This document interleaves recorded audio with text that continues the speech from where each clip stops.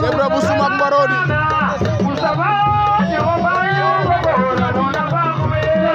waaw bi demi-finale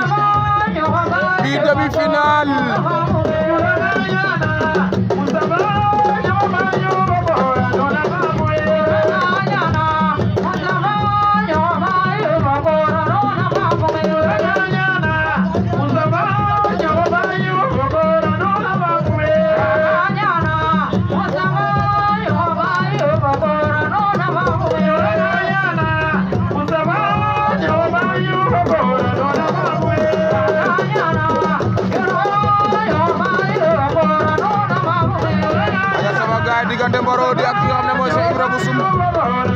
Cheikh Ibra moo yor ngemb lu ñuul li, Marodi moo yor ngemb lu ñuul li. Équipe poids léger demi-finale poids léger ici à Soum le 3 mai 2023.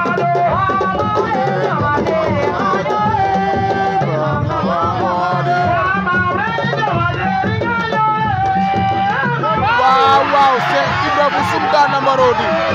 Cheikh Ibra bu Soum daan na Marodi. Cheikh Ibra bu Soum daan na Marodi. waaw Cheikh Ibra bu Soum fayul na waa Soum.